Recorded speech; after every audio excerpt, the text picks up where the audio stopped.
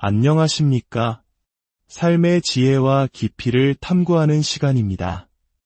신학이라는 단어를 들으면 어떤 생각이 드시나요? 아마 많은 분들이 딱딱하고 어려운 학문, 혹은 신학교의 낡은 도서관에서 먼지 쌓인 책을 읽는 나이든 학자의 모습을 떠올릴지도 모릅니다. 나는 똑똑하지 않아서, 신앙이 깊지 않아서 신학은 나와는 거리가 먼 이야기라고 생각하실 수도 있습니다. 하지만 오늘 우리는 그 고정관념의 벽을 허물어 보려 합니다. 신학이 사실은 우리 삶 가장 가까이에 있는 하나님에 대한 따뜻하고 살아있는 대화라는 사실을 함께 발견하고자 합니다. 이 이야기가 여러분의 마음에 작은 희망의 씨앗이 되기를 소망합니다. 잠시 귀를 기울여 주시는 동안 하나님의 은혜가 여러분과 함께하기를 기도합니다. 만약 이 이야기가 누군가에게 위로가 될 것이라 생각되신다면 이 내용을 공유해 주시는 것만으로도 당신은 복음의 통로가 될 수 있습니다. 우리는 종종 그리스도의 몸이라는 말을 단순한 비유로만 생각합니다. 하지만 신학은 우리가 온몸으로 살아내야 할 삶 그 자체입니다. 그것은 연구과제가 아니라 바로 우리의 인생입니다. 만약 누군가 당신에게 신학에 대해 이야기해 주세요 라고 묻는다면 어떻게 대답하시겠습니까? 아마 대부분의 사람들은 무슨 뜻인지도 모르는데 제가 어떻게 이야기하겠어요 라며 손사래를 칠 것입니다.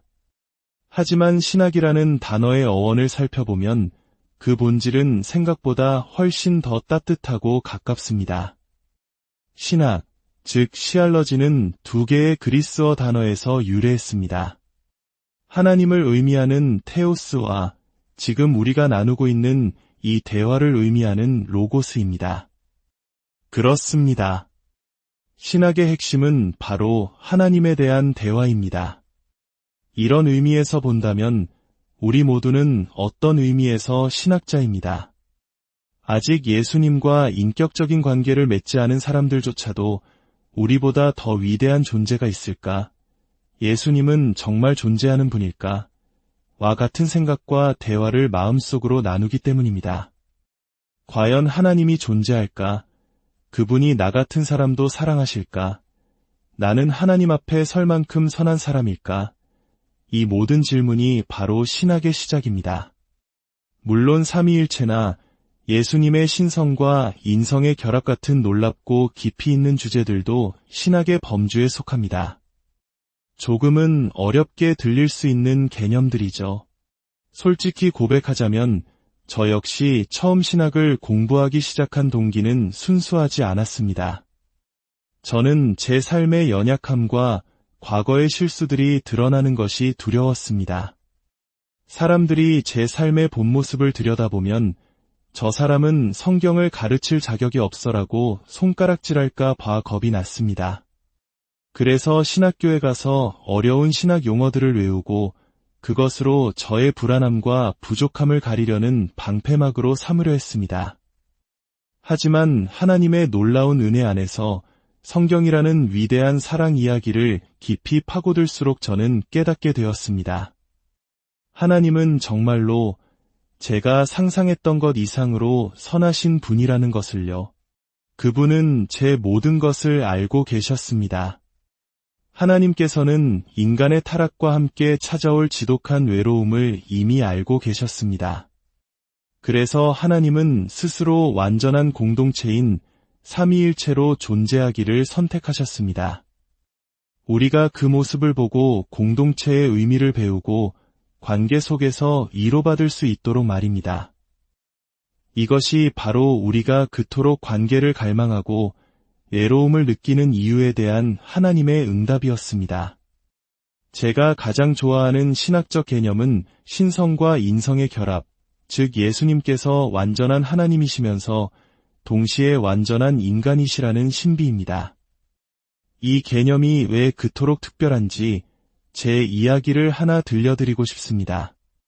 몇 달 전 한 여성 컨퍼런스에 참석하게 되었습니다. 솔직히 말해 가고 싶지 않았습니다. 마음이 지쳐 있었고 억지로 밝은 척, 활기찬 척하고 싶지 않았거든요. 연말이라 마음도 어수선했고 마치 밧줄 끝을 겨우 붙잡고 버티는 심정이었습니다. 행사 마지막 순서에 인도자가 이렇게 말했습니다. 여러분을 위해 기도하겠다는 빈말 대신 바로 이 자리에서 함께 기도하는 시간을 갖겠습니다. 혹시 지금 외로움을 느끼고 계신 분이 있다면 우리가 당신을 위해 기도할 수 있도록 자리에서 일어나 주시겠어요? 그 순간 제 바로 앞에서 한 여성이 일어섰습니다. 그녀가 일어서자마자 마치 댐이 무너지듯 눈물을 쏟아내기 시작했습니다. 저는 망설임 없이 그녀에게 다가가 꼭 안아주었습니다. 내가 다른 건 몰라도 따뜻하게 안아주는 것 하나는 잘할 수 있지, 그런 마음이었습니다. 기도가 시작되었습니다. 저는 기도가 한 2에서 3분 정도면 끝날 것이라 예상했습니다. 하지만 그날따라 기도는 10분이 넘게 이어졌습니다. 처음 몇 분은 괜찮았지만 시간이 흐를수록 상황은 점점 어색해졌습니다. 좁은 공간에 수백 명의 사람들이 있었고 우리는 서로의 땀과 스웨터의 감촉까지 느낄 정도로 밀착해 있었습니다. 저는 조심스럽게 고개를 뒤로 빼며 말했습니다. 아니에요. 괜찮아요. 이것이 바로 그리스도의 몸이 해야 할 일인걸요. 우리는 함께 슬퍼하고 서로를 위해 존재해야 해요. 그녀는 말했습니다. 아니에요. 정말 죄송해요. 저는 다시 말했습니다. 아니에요. 정말 괜찮습니다. 그러자 그녀가 울먹이며 말했습니다. 정말 죄송해요. 제 콧물이 목사님 머리에 다 묻었어요. 그날 밤 집에 돌아와 샤워를 하고 거울을 보는데 문득 큰 깨달음이 찾아왔습니다. 한 해 동안 수많은 컨퍼런스를 다니며 설교했지만 그해 제가 경험한 가장 거룩한 순간은 바로 다른 한 영혼의 아픔의 흔적, 그 콧물이 제 머리카락에 묻을 만큼 가까이 다가갔던 그 순간이었다는 것을요. 그것이 바로 신성과 인성의 결합이었습니다. 지극히 거룩하시고 초월적인 하나님이신 예수님께서 우리에게 다가오시기 위해 스스로를 낮추셨습니다. 만왕의 왕께서 제 아픔의 흔적이 당신의 손과 발에 묻는 것을 기꺼이 감내하셨습니다. 하나님은 멀리 계신 분이 아닙니다. 우리 곁에 가까이 계시는 구원자이십니다. 신학이란 결국 그 예수님께 더 깊이 기대고 서로를 더 뜨겁게 사랑하는 법을 배우는 것입니다. 그것은 머리로 배우는 지식이 아니라 가슴으로 살아내는 삶입니다. 그렇다면 우리는 왜 그 여성처럼 자신의 아픔을 솔직하게 드러내는 것을 두려워할까요?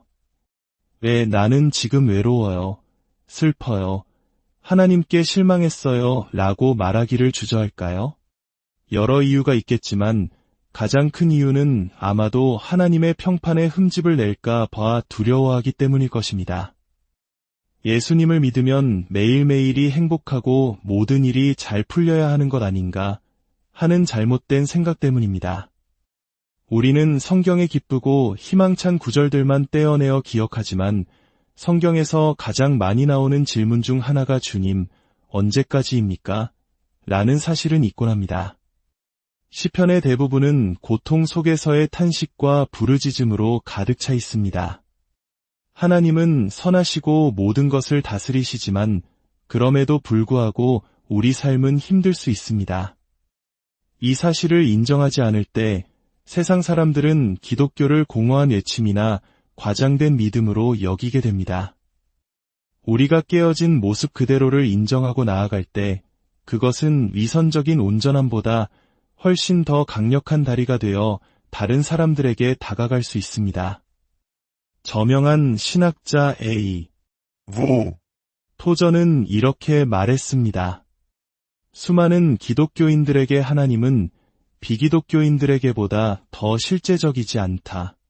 그들은 하나의 이상을 사랑하고 단순한 원칙에 충성하며 인생을 살아간다. 이 말이 무슨 뜻일까요? 우리는 하나님을 연구해야 할 명제나 암기해야 할 원칙으로 대하는 경향이 있습니다. 그러나 하나님은 인격이시며 우리가 깊은 관계로 나아가야 할 아버지이십니다. 저는 신학교 박사 과정에서 슬로브앗의 딸들에 대한 이야기를 배우며 눈물을 멈출 수 없었습니다.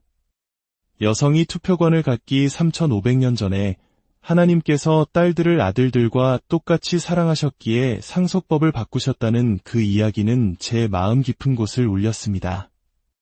오랫동안 저는 제 자신이 실패자이며 하나님께서 기준을 낮춰주셨기에 겨우 구원받았다고 생각했습니다. 그래서 늘 더 잘해야 한다는 압박감에 시달렸습니다. 하지만 그날 깨달았습니다. 하나님은 제가 무언가를 잘해서가 아니라 단지 제가 그분의 자녀라는 이유만으로 저를 사랑하신다는 것을요. 그분은 이상이나 원칙이 아니라 우리가 기댈 수 있는 살아계신 아버지입니다.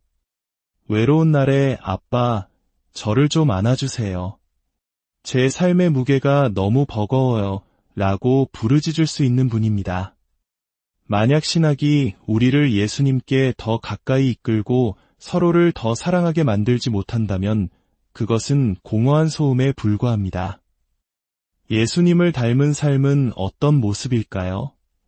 우리는 종종 구약의 하나님은 무서운 분, 신약의 예수님은 다정한 분이라고 이분법적으로 생각하지만 하나님은 변함이 없으신 분입니다. 예수님을 닮은 삶의 핵심은 바로 긍휼과 공감입니다. 최후의 만찬을 기억해 보십시오. 제자들은 3년이나 예수님과 함께했지만 여전히 누가 더 높은 자리에 앉을지를 두고 다투고 있었습니다.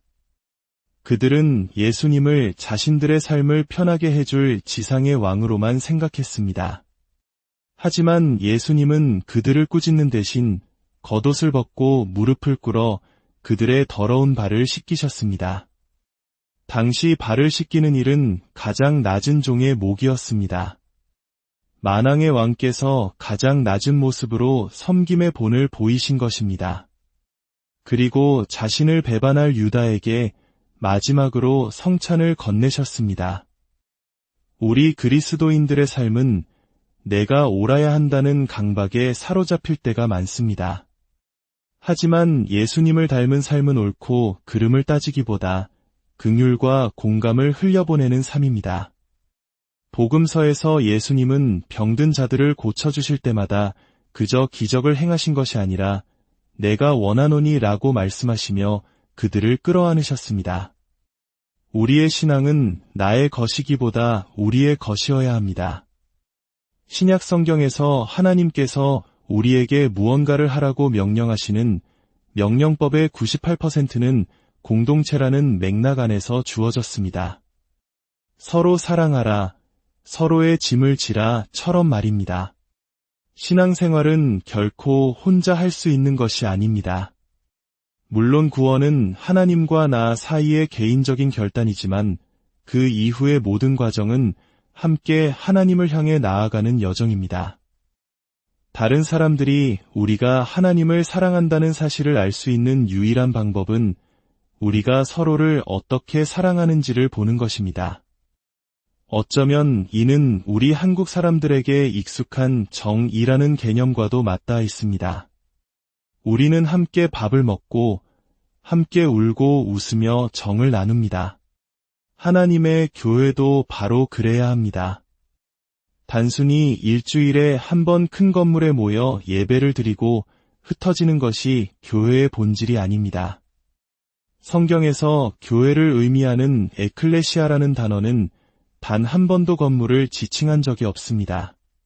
그것은 언제나 사람들의 모임이었고 주로 식탁을 중심으로 함께 삶을 나누는 공동체였습니다.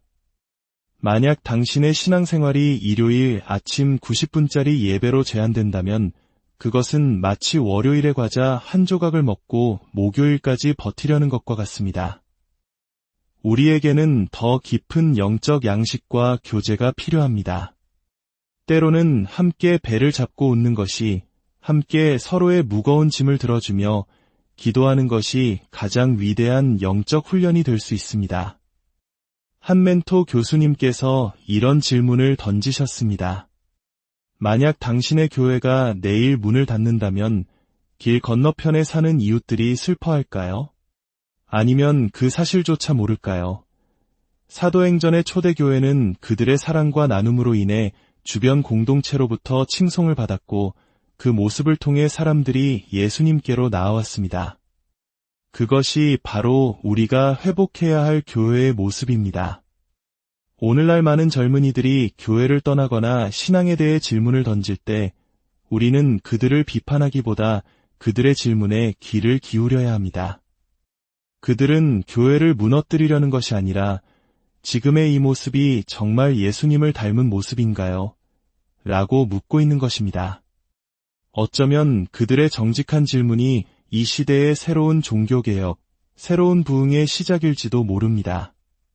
그렇다면 이 모든 이야기를 듣고 하나님과의 관계를 어디서부터 시작해야 할지 막막한 분이 계시다면 어떻게 해야 할까요? 거창한 신학 용어나 수많은 성경 구절을 알지 못해도 괜찮습니다. 그저 아주 단순한 기도로 시작할 수 있습니다. 저는 때로 외로움이 깊어질 때 건조기에서 막 꺼낸 따뜻한 세탁물 더미를 침대 위에 올려놓고 그 속에 얼굴을 파묻습니다. 그리고 이렇게 기도합니다. 예수님, 당신의 품에 더 깊이 기댈 수 있는 은혜를 제게 주세요. 이것이 전부입니다. 나를 더 알고 싶다는 아주 작은 소망의 조각만 보여드려도 하나님께서는 눈사태와 같은 긍휼로 우리에게 응답하실 것입니다. 이사야서의 약속처럼 하나님께서는 당신을 찾지 않는 자들에게조차 스스로를 나타내시는 분이기 때문입니다. 당신이 누구이든 어떤 과거를 가졌든 지금 얼마나 큰 아픔 속에 있든 이야기의 처음부터 끝까지 하나님은 당신에게 말씀하고 계십니다. 내가 너를 본다. 내가 너를 사랑한다. 이제 우리 함께 기도했으면 합니다. 예수님, 사랑하는 주님, 만왕의 왕이신 예수 그리스도, 사론의 장미, 골짜기의 백합화, 빛나는 새벽별, 형제보다 더 가까우신 분, 성부, 성자, 성령 하나님. 이 성경이 결국 우리를 향한 당신의 위대한 사랑 이야기임을 감사드립니다. 우리의 가장 추한 날에도 우리가 당신 앞에 놓인 기쁨이며 우리를 위해 십자가를 견디셨다고 말씀해 주셔서 감사합니다.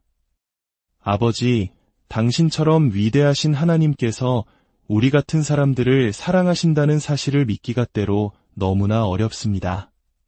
성령님, 우리 마음의 눈을 열어주시옵소서. 당신이 우리를 아름답고 존귀하게 지으셨다는 말씀을, 우리를 향한 당신의 생각이 바다의 모래알보다 많다는 그 말씀을 온전히 믿게 하여 주시옵소서. 우리가 고아처럼 버려지지 않게 하시고 지금 이 순간에도 우리 각자에게 이것이 정말 나를 위한 이야기일까? 의심하는 영혼들에게 속삭이시는 성령님을 보내주시니 감사합니다. 우주를 창조하신 하나님을 아빠, 아버지라 부를 수 있는 권세를 주심에 감사합니다. 당신이 우리를 사랑하신다는 그 진리를 신뢰할 은혜를 부어주시옵소서. 이 모든 것을 우리를 위해 이미 피 흘리신 예수 그리스도의 이름의 능력과 권세에 의지하여 기도합니다. 당신의 사랑 안에서 참된 안식을 누리게 하옵소서.